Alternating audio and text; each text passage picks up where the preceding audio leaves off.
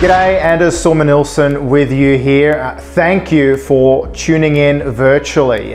In this disruptive era when our analog hearts are no longer free to roam around, the good news is that our digital minds can still connect. Really, what we've seen in the last little while is that 10 years worth of digital transformation have been compressed into a single year, 2020. Now, 2020 vision doesn't have the same ring to it as it used to once upon a time.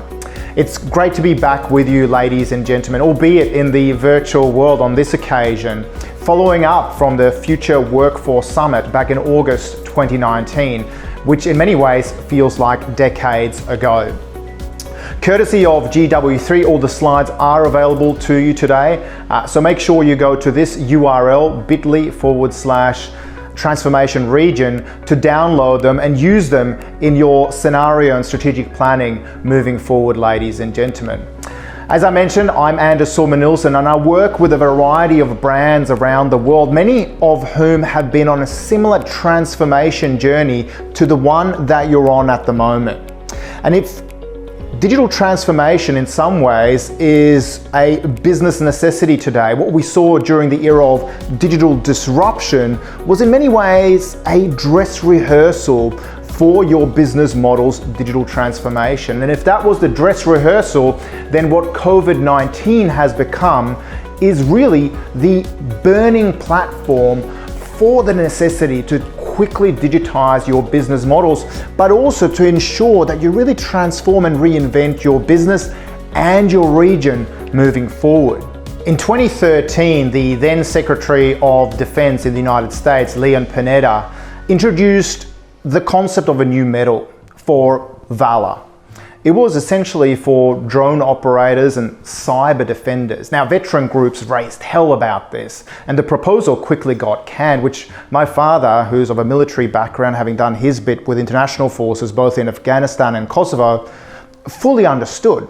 Now, it used to be the case that snipers were considered cowards by military standards, but today, Hollywood actors like Bradley Cooper play them in hero movies. The battle lines of warfare are shifting from the analog world to the digital world. Nowadays, military and state actors, of course, send in the code first, and then maybe the physical personnel second. What is happening in the world, courtesy of the fourth industrial revolution, is that the battle lines of work are also shifting. And COVID-19 has thrown fuel on this digital acceleration trend during the fourth industrial revolution. Ladies and gentlemen, today we're all technology companies with a license in our old industry. Now, things might have felt very, very bleak for many of us recently. And like many of you, I've been impacted both from a lives and livelihoods perspective. We've lost young and old to COVID and associated health impacts in our family. We've also seen livelihoods impacted. And at the same time, and many of you, of course, will be suffering similar impacts as well.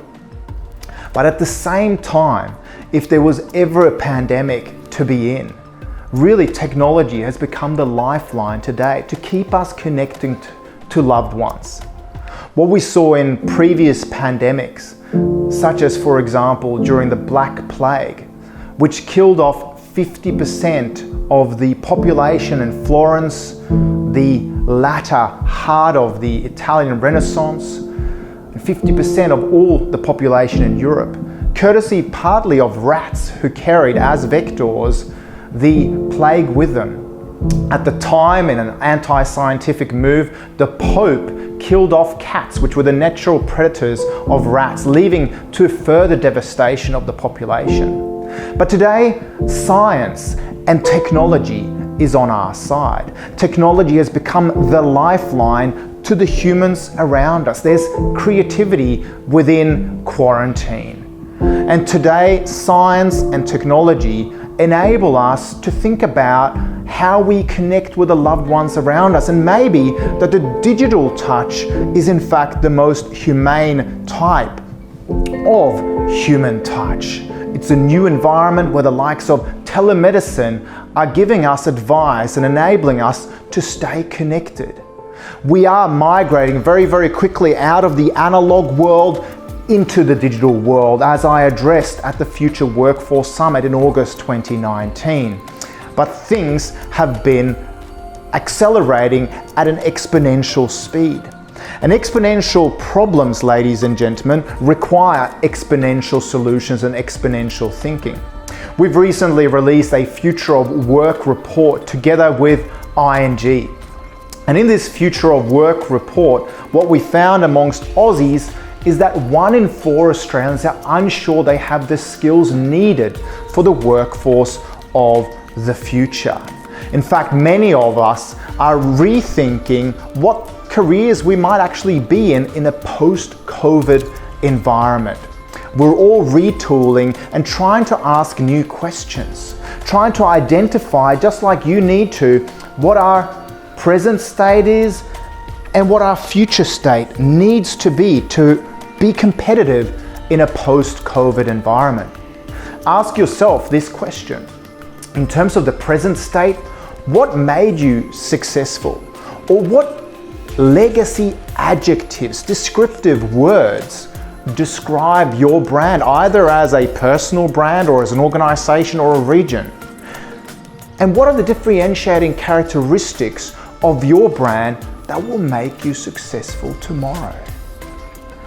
This is an exercise of deep personal reflection, easy to say if you're Swedish, right? We have to think deeply about who we are, but maybe even more importantly, who we might become in the future. Now, we're all trying to answer fundamentally important scenario planning questions at the moment, such as imagining, almost like science fiction authors, going on a future odyssey to 2025 and asking ourselves, what are the future dynamics of the economic recovery journey in the next 5 years? And some tactical questions, such as how do we build sustainable brands and even trust in a world where business and consumer confidence is shattered and where values and even behaviors might have shifted because of the lockdown and the recession. But even more importantly, perhaps, is who do you want to become? What do you want to stand for? What is your passion as an individual, as a region, as a brand? And what's going to win the hearts and the minds of tomorrow's customers, consumers, and talent? We know that there's a variety of socio-cultural, technological, economic, environmental, and political trends impacting GW3 and its representative regions. Those might be demographic shifts induced by Corona. They might be even new health concerns, for example. They might be technological ones, such as the rise of connectivity, which is when we can work from wherever we want. They might be economic, right? Maybe there's even a form of de-urbanization, as talent that previously were migrating into cities are now coming back into the regions, giving them a second renaissance. In terms of environmental trends that are impacting Tomorrowland, the rise of sustainable energy and renewable energies as a source of powering Tomorrowland are of course also on the rise. And politically, we might see the rise of nationalism as we all become kind of used to having our international borders or even our regional borders be more fiercely guarded. These are all trends we need to be aware of as we think about how we truly step into the fourth industrial revolution. An era where cyber-physical systems are seamlessly interweaving and interconnecting, which means, again, that we're all technology companies with a license in our old industry. If you're in agriculture, you're now in ag tech. If you're in hospitality or tourism, you're in hospitality tech or tourism tech, for example, or travel tech, as some people might say. If you're in food, again, you're in food tech. The entire value chain and supply chain, no matter what industry you're in, is now marinated with technology, and it will continue to do so. And this changes the game in terms of our literacy for the future. And of course, this is what smart regions and cities are realizing. Smart cities like Dubai. Now, we might criticize Dubai for some of its human rights records, right? Notwithstanding some of the criticism leveled towards the region, the fact remains that back in the 1960s, this was a small little trading port in the Middle East. Now, it took its natural resources, and yes, profitable resources they were, but they redeployed those natural resources to invest them into banking, finance, innovation, and urban renewal. The question for your region is, how will you transform into the future, and what do you want to be known for? And we'll come back throughout this presentation with several examples of what's already happening in the region and how regions around Australia and the rest of the world are thinking about their provenance brand, and also the types of skills that they're nurturing and also attracting into the regions to make sure that they are future-proof into Tomorrowland and the emerging second renaissance, which I'll come back to in a minute. 70% of Australians are now worried about the future of work. Yet government education policies are failing to address these concerns, according to our research at our research institute, Think. We are worried about our kids' future, but we also need to be worried about our own career futures, ladies and gentlemen. And today is the time to rethink, to relearn and unlearn. We need to position ourselves for the future in a way that is compatible. And to start imagining a future where robots and artificial intelligence will do more of the menial work while we take on more of the meaningful work. This is the time in history where, when we've been hibernating, machines and robots have kept learning. And finally, we'll be able to emerge from this in a way where the robot is taken out of the human. Now, as humans, do we really love punching spreadsheets, to enter data, to do paperwork, to engage in routine and menial work? Or could that be outsourced to the robots? Is there opportunity for us not just to focus on STEM, logic, math, sequence, and pattern recognition, but also creativity, entrepreneurship, innovation, and value creation, even tapping into our female right side of the brain, something I'll come back to towards the end of today's presentation. The robot will be taken out of the human so we can focus in on our creativity. And when we think about the investments for the region moving forward, we need to start asking ourselves better questions about how technology can be used as an enabler for us to really step into our new role, into our new identity. And of course, in your region, there are already great examples of innovations, such as To Sensor and mango farms redeploying smart access to funding to innovate their supply chain. They are asking questions like this: which technologies enable us to actually be more human, even more humane with our fellow man and woman? What allows us to trust more, to connect more, to reduce harm and friction and do less menial work? What emerging innovations facilitate more meaningful human conversations? This leads us to our first idea today, which is that every business model, courtesy of COVID-19 and digital disruption, is now getting digitally hacked, for better and for worse. Back in 1931, the Country Gentleman magazine in the United States, the premier publication for the agricultural economy at the time, were asked to imagine what the farmer of the future might look like in 100 years, in 2031. Now, at the time, most American farms did not have electricity, they did not have a tractor even. and they were highly menial and manually operated. Somebody, maybe a futurist at the time, came up with the advertisement that you see in front of you. They imagined the farmer of the future sitting in front of their LED screen, just like you might be watching this presentation right now, operating remotely their Internet of Things enabled workforce of robots and machines while sipping an espresso at the same time. We are all in that future today. It's just that that future arrived a little sooner than we thought. Not 2031, but by 2020. We have all been operating via Zoom with technology as our lifelines, ladies and gentlemen. And maybe it is the fact that the digital touch is more humane than anything we could offer in yesteryear. Now, we all grew up with the idea that cash is king, right? But cash is no longer king.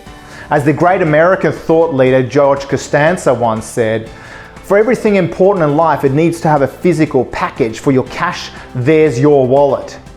This no longer holds true. And of course, cash has become a vector of germs, leading to the increasing rise of contactless payments. Why? Because they're more humane and empathetic. And yes, we like to say via contactless payments, the whole process of taking a credit card out of our wallet and paying for it. Now we just do it via mobile wallets instead.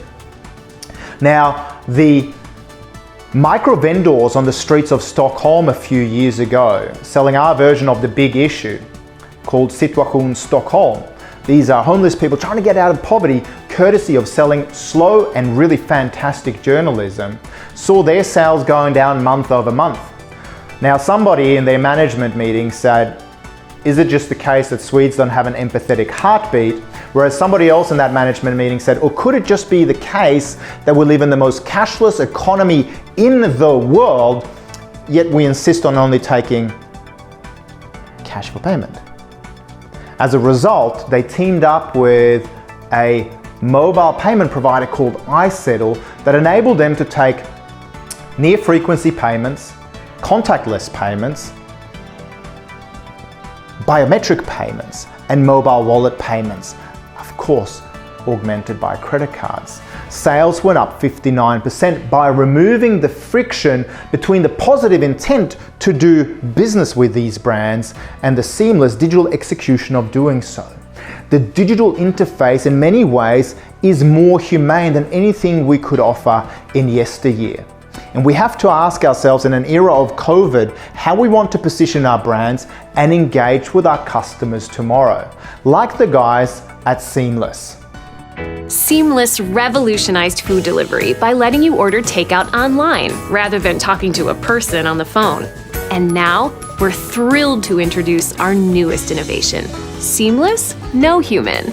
Simply select No Human on your order, and a delivery person will place the food by your door, knock, and then sprint away so that you have absolutely no chance of human interaction. But we don't stop there.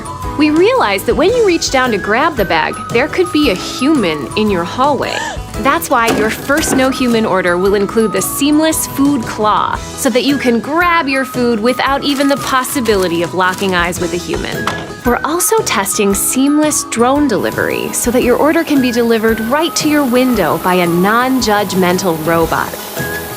When you use Seamless, you want food, not the psychological minefield of human interaction. We've even stopped showing images of humans in this commercial because, ew, humans. Seamless No Human, because saying hi and then thank you to a stranger is too much human. Now, we all know that restaurants and your local cafes have had to pivot in real time. Yes, there's creativity within quarantine to embrace new models of food delivery. And imagine COVID-19 quarantine without WhatsApp, Uber Eats, FaceTime, and the realization that technology really has become a human lifeline to the essential services that we need.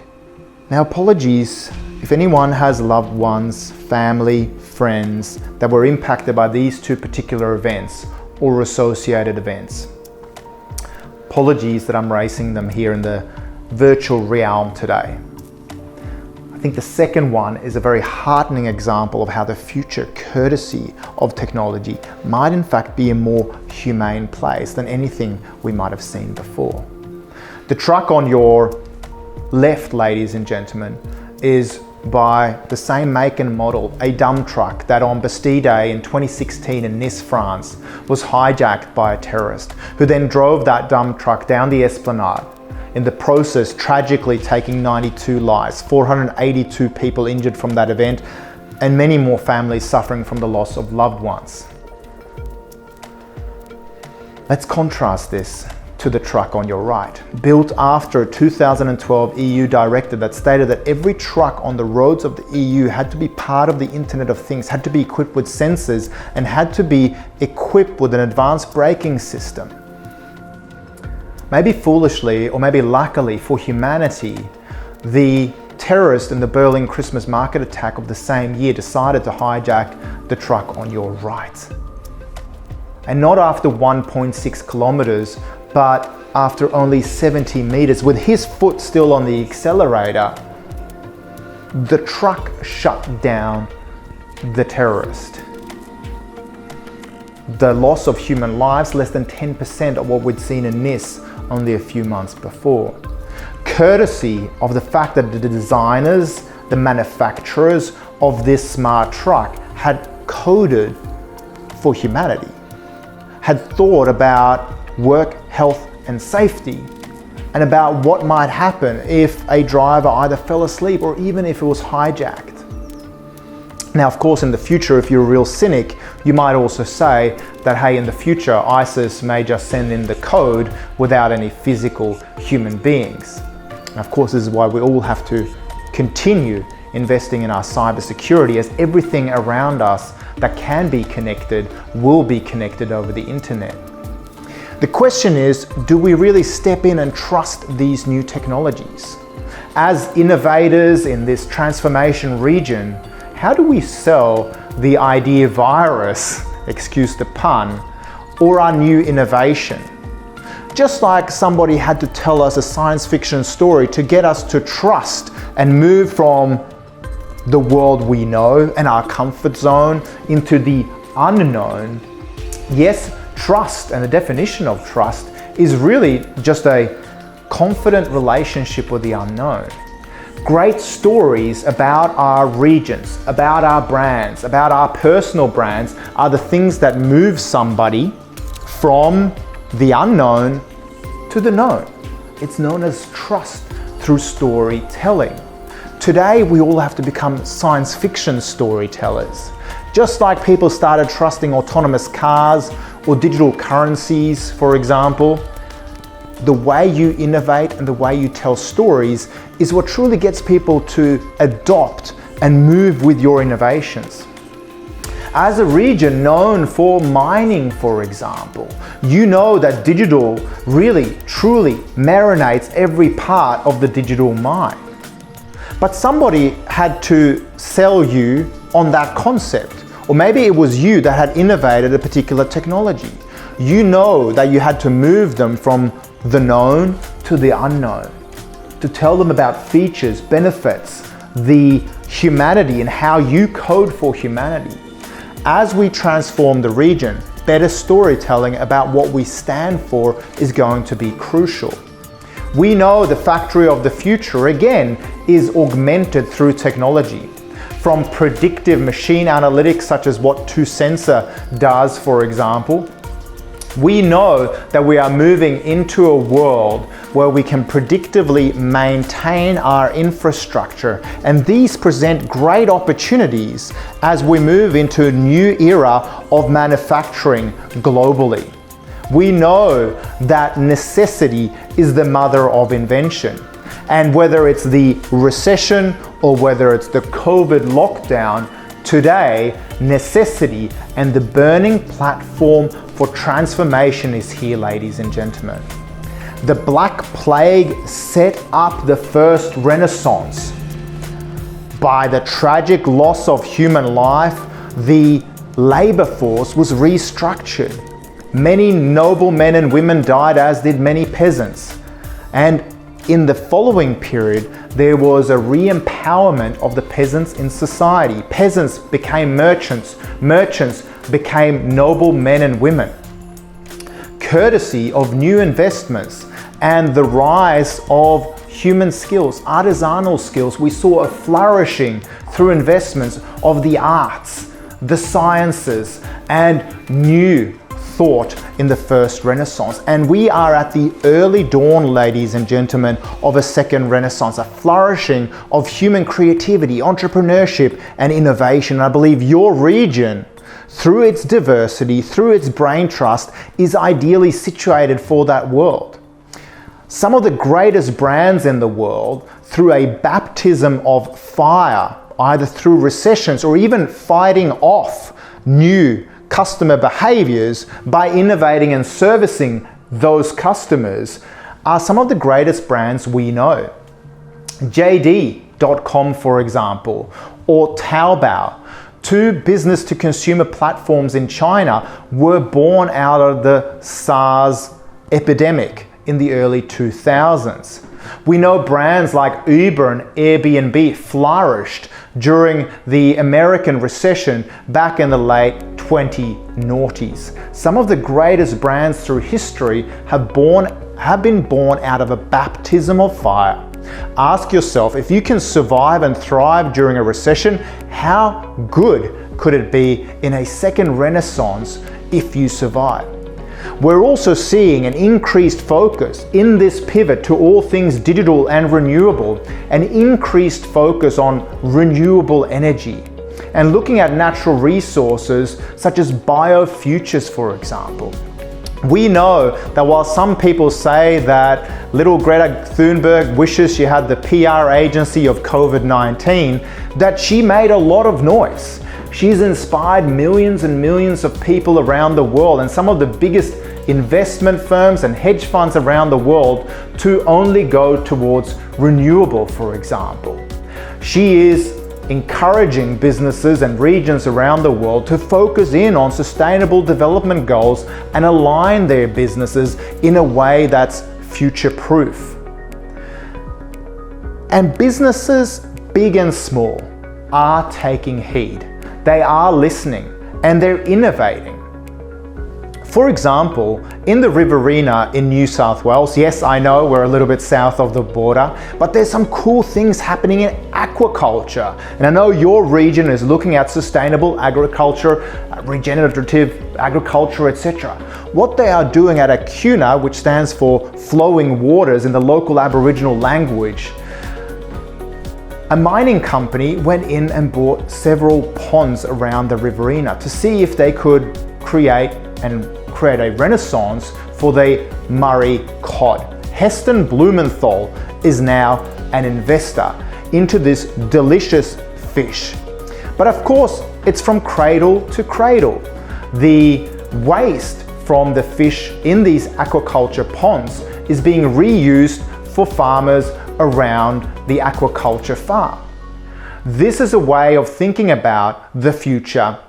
And this ASX listed company was spawned out of an idea to see how we could have sustainable fisheries in the middle of the Riverina on land. I think it's important that people understand the idea of it being a luxury product, and the brand Acuna means flowing waters in the Aboriginal language.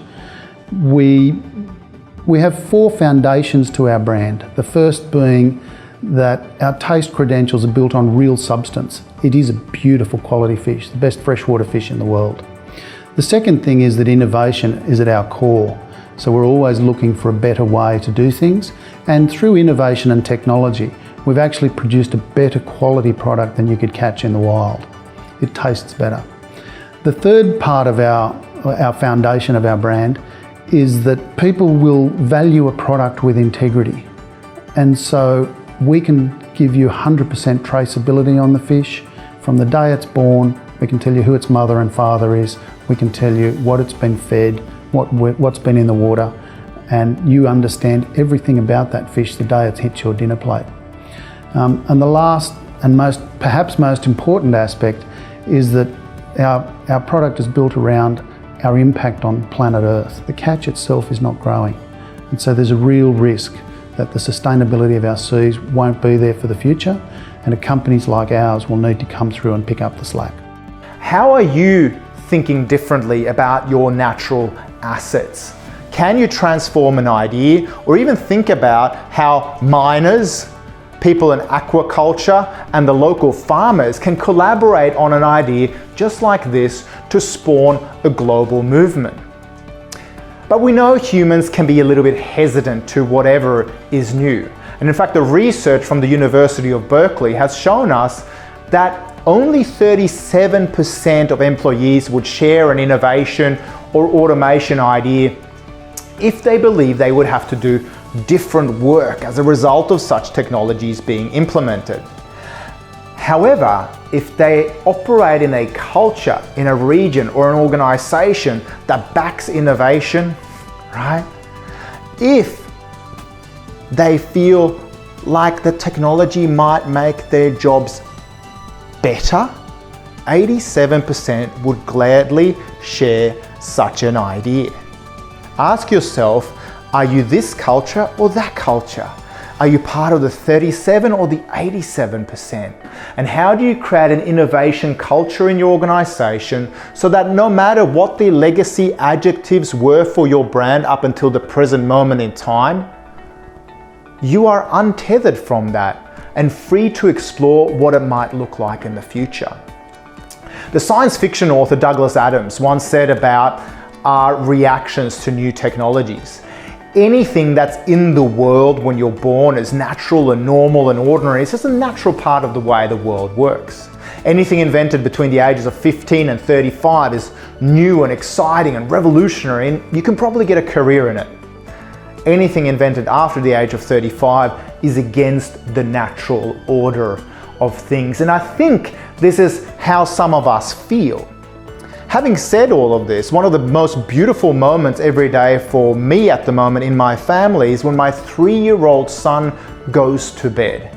Yes, it's a special bonding moment for father and son. I read him Swedish books to nurture him in the Swedish language, but because of COVID-19, he now also has story time via FaceTime with his grandparents in Sweden.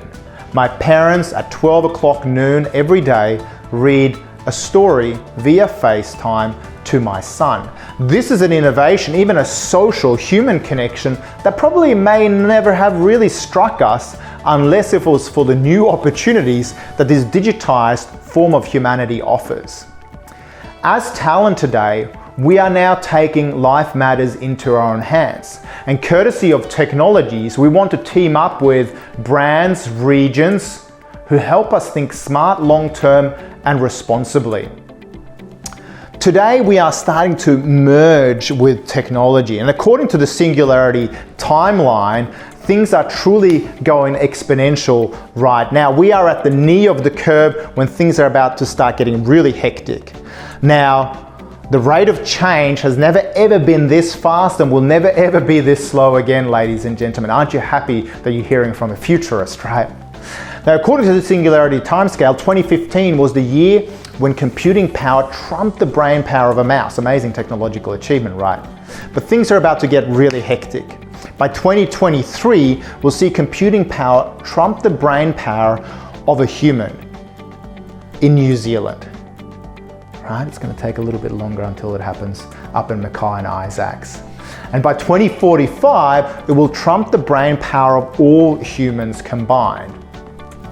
When we tap into computing power, when we realize that there is value in the data, so we can make smarter decisions in real time, ladies and gentlemen, we will step into our transformative powers.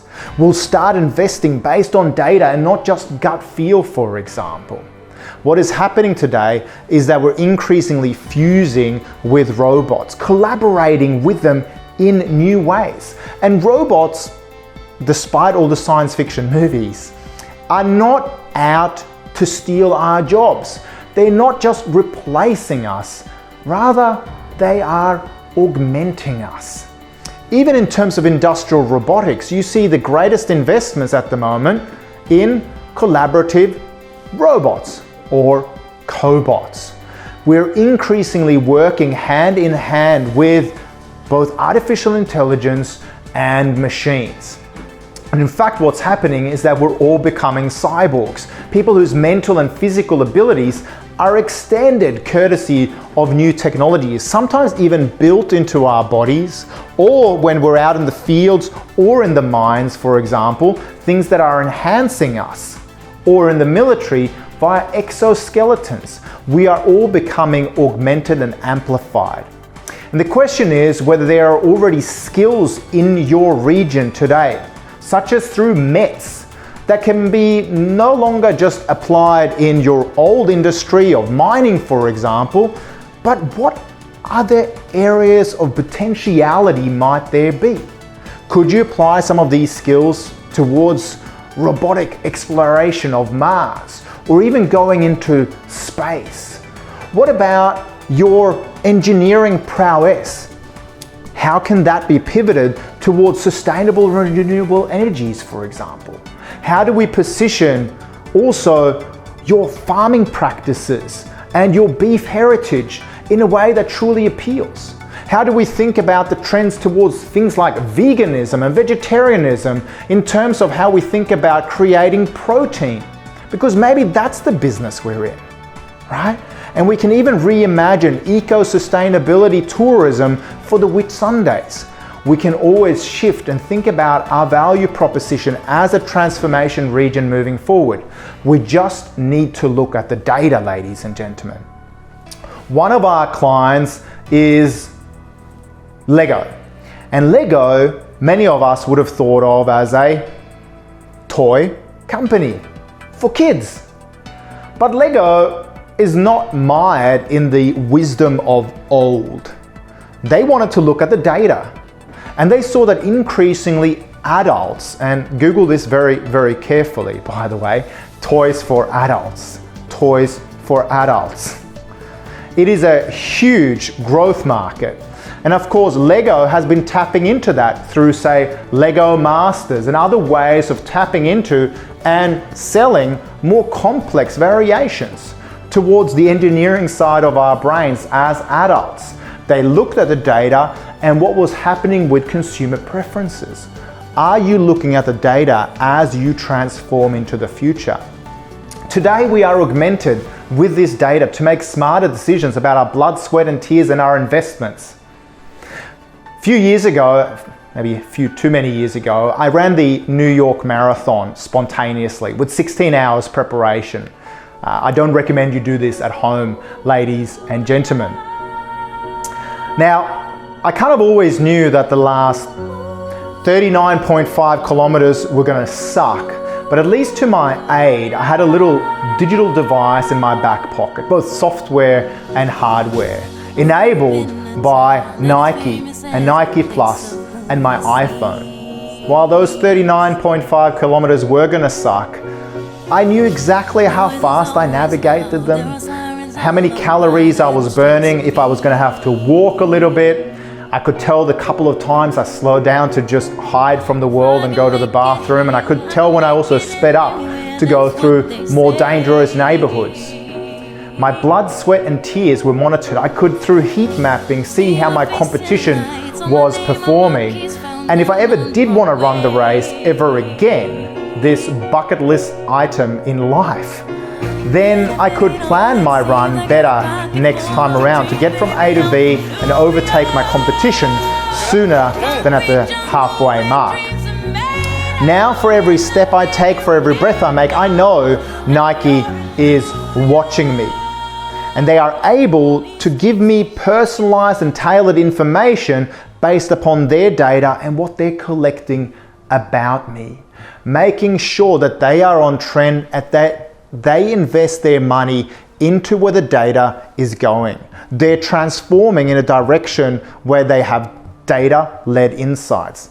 They are customer-centric and talent-centric because they're data-centric. Now we can take data and make smarter decisions all of our time. You might remember the good old days when you could actually get on a plane and fly somewhere. Now this might seem like ancient history, right? I think those days will be coming back, but maybe we won't do it to the same degree, courtesy of the virtual interface. However, if you ever did fly again, you can make smarter decisions about it. Now, we work with travel agencies and travel operators around the world, such as American Express, for example, and Virtuoso. And at the American Express conference in San Diego a couple of years ago, I spoke about this idea from one of the online travel agencies that had disrupted the way that online travel agencies create trust. And the topic was this. We've all heard the old wisdom that the best time to buy a flight is way in advance because you'll save heaps of money. Last minute might be lucky to get something because there's good pricing. Now, this online travel agency or OTT, they thought differently about this. They looked at the big data and thought, how can we turn this into content to build trust, to transform the experience so that people can make smarter decisions based on data, to build trust with that brand. They thought about this and they published the big data, and this is what it looked like. In fact, they found that between 30 days and 120 days out from the time you book a flight is the best time based on big data that you're going to get the best price. This is smart for your consumer, and even though they might not be ready to buy right here, right now, if they read this blog, which online travel agency do you think they might come back to when they're ready to book? And by the way, if they swipe their credit card at day 31, they only have to pay after 55 days, by which time they might already have closed a new deal, for example, meaning that you're cash flow positive. Right? This is empowering. This builds relationships. We are all augmented by new technologies. And if we look at an industry like aquaculture, this can again change the game. Let me introduce you to Raj. Raj is a fisherman in Kerala, India. And for eons, for generations, he's gone to sea, caught the catch of the day, brought it back to shore to one of 11 different equidistant fishing harbors from the fishing waters he usually goes to. Now, he used to listen to his gut feel. Think about, based on experience and maybe traditional data, which market to go back to. Maybe the one closest to his family, right? But one day he picked up a Nokia 1100. You remember those rudimentary mobile phones? Because he realized that because of Bharti Airtel, one of our clients in India, he had coverage up to 22 kilometers away from the shoreline, luckily where his fishing waters were. So he could call his mates in the 11 different harbors to see where the best price for fish would be. And he could go to one of those equidistant harbors. This was a new rational choice. Do you think he started making a different decision about how he transformed his business based on data? Absolutely, ladies and gentlemen. The Economist and the Quarterly Journal of Economics got a hold of this story, what was happening in Kerala, India, and they case studied this. And they found that the fishermen in aquaculture who transformed and adopted the new technology, for them their net yields went up 8%, and the price of the consumer withered away by 4% as a result of less wastage. This is also more sustainable, ladies and gentlemen. What we have to think about is how we enable the talent of today and the talent of tomorrow to transform and to get more productivity out of them. Not just in their present roles, but also out of their future roles. Back in 2009, a case of scenario planning at BMW led them to a massive productivity gain. At BMW's plant in Indolfing in Germany, they thought about, back in 2009, what their future workforce in 2020 might look like. And they looked at the demographics and found that the average worker in the future would be 59 years of age. They knew already back in 2009 that a 59-year-old was less productive than some of their younger peers. So they decided back in 2009 to create a team of 59-year-olds and study them anthropologically to check their aches and pains and what they needed to make them as productive as the younger peers. They gave them stools, ergonomic stools to sit on, bigger screens, bigger letters, and more comfortable shoes. They found that defect rates went down to 0 and that there was a massive productivity gain, so that this became not just a productivity experiment to really retool for the older generation in the workplace, but also a firm-wide initiative. Now, this is a heartening example of retaining your aging workforce. We also have to think about whether humans will always continue doing that work, right? Because increasingly robotics is shaping us. And the question we need to ask ourselves, whether it's in the factory or out on the farm or in the mine or in a tourism operation, how can we better equip our colleagues with tools that will amplify their human intelligence moving forward?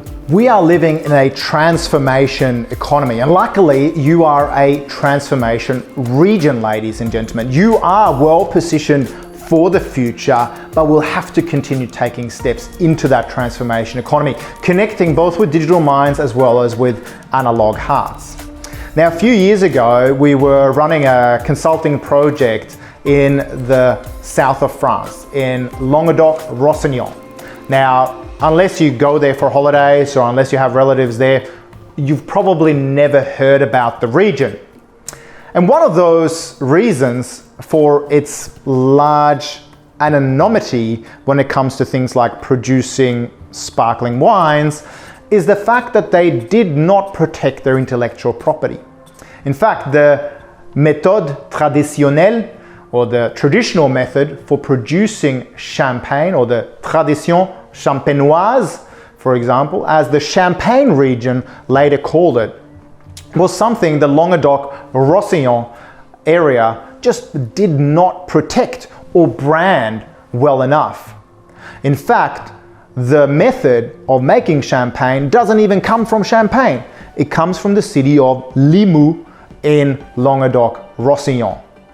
And Saint-Hilaire is an example of something that tastes just like champagne, and as Aussies, we know we just can't call it that, because Champagne has been great at protecting IP that it borrowed from elsewhere and then made sure that it reinforced its boundaries around the name of Champagne.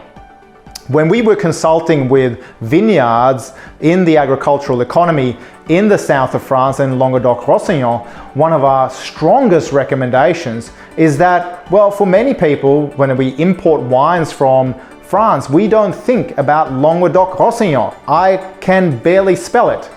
So they thought about, how do we rebrand the region? Now, you know this has powerful connotations. As Queenslanders, you know that when something is called Surfers Paradise, it sounds like something we want to go to. There's a lot of power in a name. GW3, fantastic name. You are a transformation region. Languedoc-Roussillon now goes under the banner of Sud de France.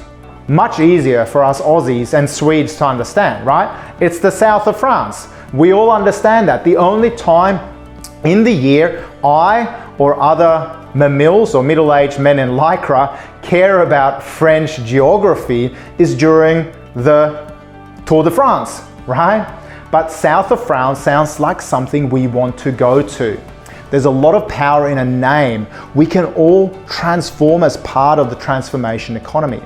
Nike understands that it's not just part of the experience economy, it's part of the transformation economy, where it as a brand, yes, it's a company, but this is equally important for regions, as you've just seen, where it positions itself at the premium end as a brand that will help you transform, to hit your life goals, to be the most self-actualized version of yourself.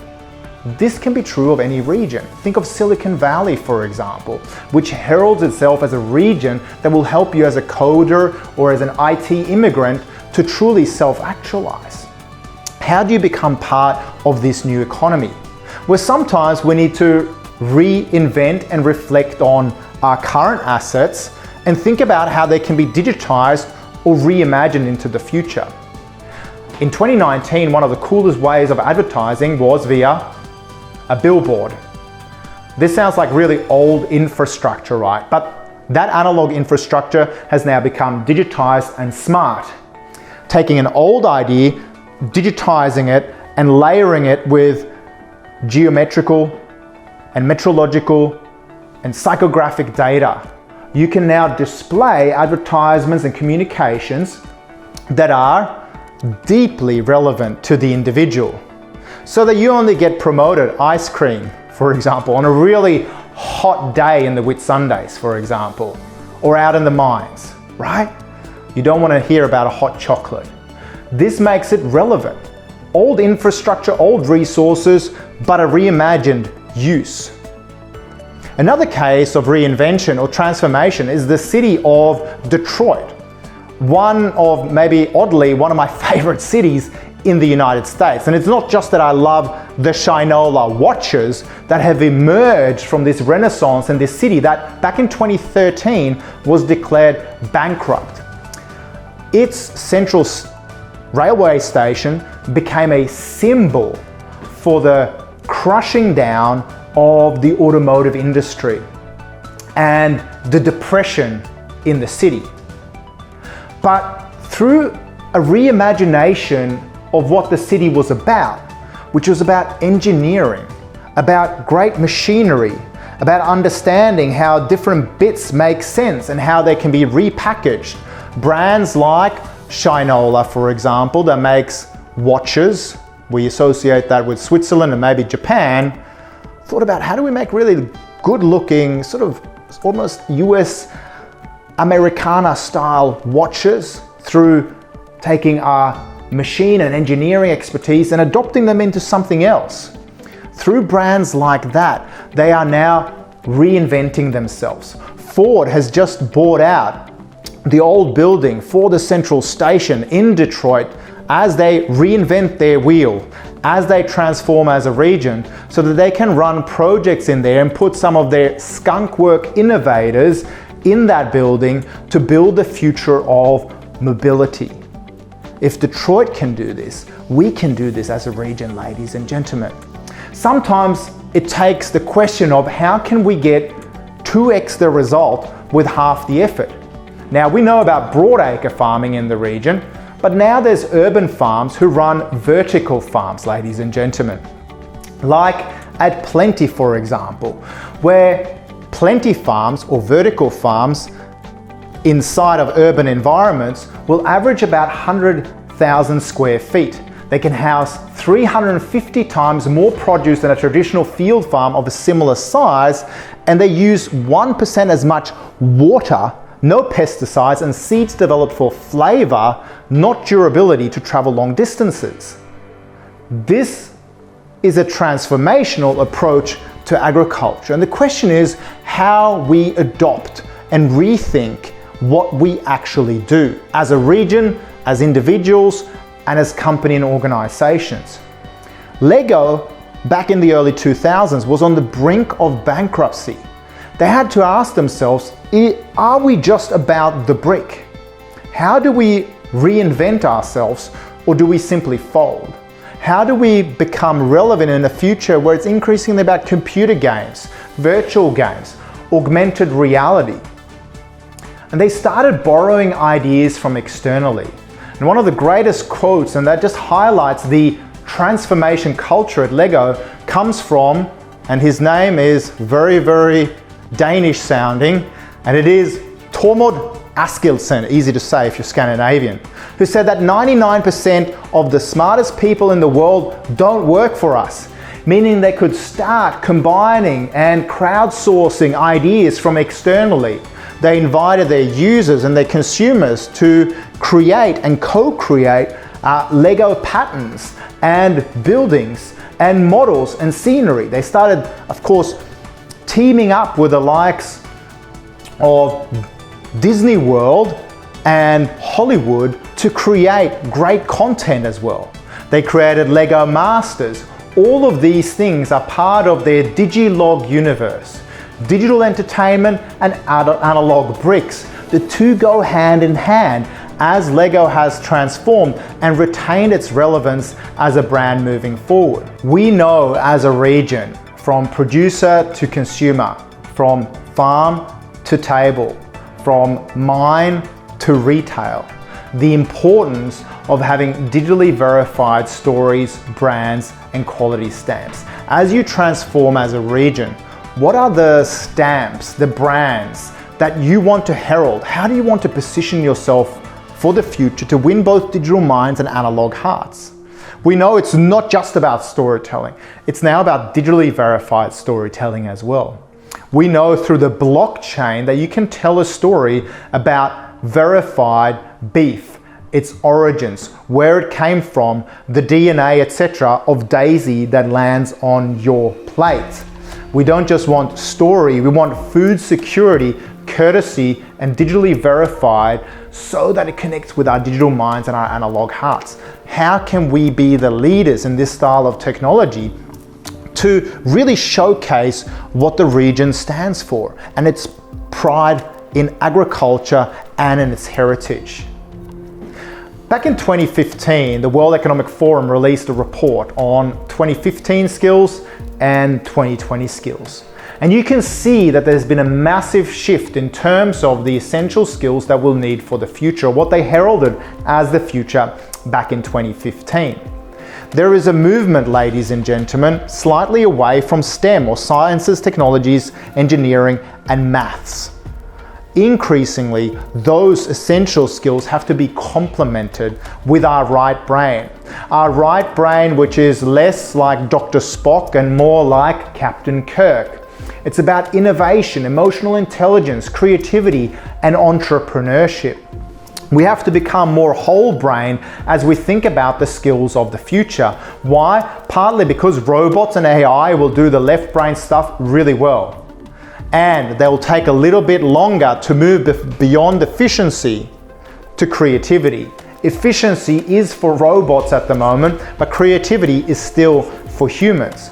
Could this and entrepreneurship and innovation become the true hallmark of your region moving forward? Like Mercedes-Benz, one of our clients understands, it's not about either or though, it's about a whole-brained approach to how you communicate your brand. Mercedes is still about the engineering, the know-how, the tradition, the history, the intelligence, the logic, the safety, the speed. But it's also about the aesthetics, the beauty, the romance of driving, right? And they still have an analog watch in the car as well. What we are also seeing, of course, is the re-emergence of the female brain, which has traditionally been associated with these more entrepreneurial, creative, and emotionally intelligent styles of thinking. So on a meta level, when you think about the skills of the future, think right brain, not just left brain. And the emergence of a second renaissance man or woman, someone who's a polymath, who's skilled at a variety of different things. Yes, some people, like McKinsey, one of our clients, calls it a T-shaped individual, someone who's got depth, but also is agile in its breadth. This is why dual degrees, for example, or dual approaches at a TAFE are critically important as we move into the future. People are worried about technological unemployment today. They are scared of IT, or information technology, or IT, as I like to call it. How do we tell a better story about our innovations, be they high-tech or low-tech? How do we get people to adopt them? Well, there's something known as the diffusion of innovations, or the law of diffusion of innovations, which heralds that there's going to be some early adopters and some innovators who love your idea because they're neophiles. They like anything that's new. However, how do you diffuse that innovation across society to the early majority, the late majority, and of course the laggards? To do so, we have to build their trust. And for an innovation to truly get sticky as you transform your organization and your region, you could follow the following 5 tips. The following 5 tips are the way that a master innovator and storyteller, maybe even a science fiction storyteller, Steve Jobs, once sold us on the concept of the iPad.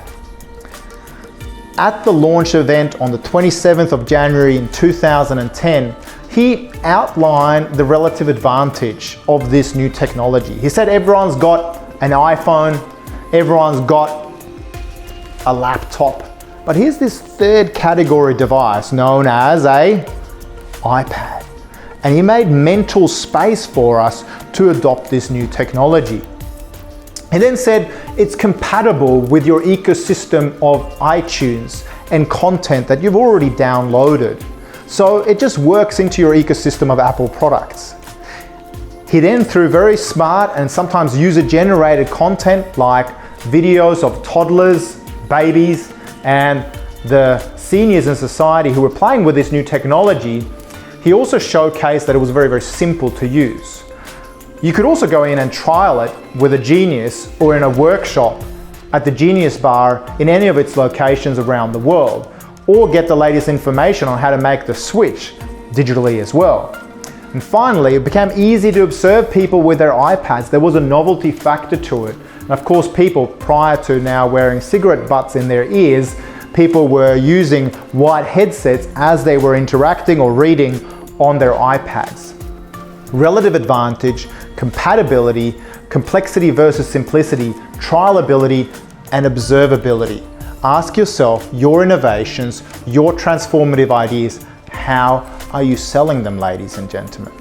Which leads us to the final question today. Futurists don't leave you with 5 silver bullet points to do, because that would end your cognitive inquiry and you're on a transformation journey into the future. So rather we ask questions.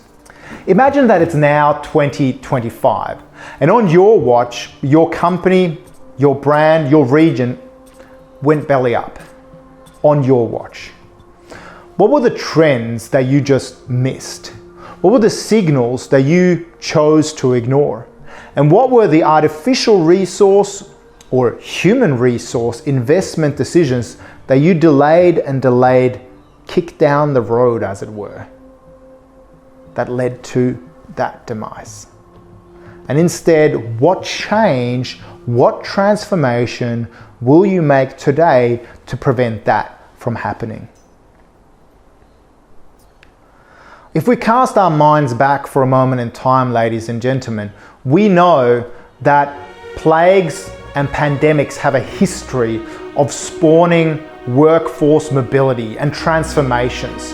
Whether it was the Spanish flu leading to the employment or deployment of women in the workforce as eventually universal suffrage, or, as we've alluded to before, the plague decimating the human population, leading to the first Renaissance and the flourishing of human creativity and the rise of artists like the Da Vinci.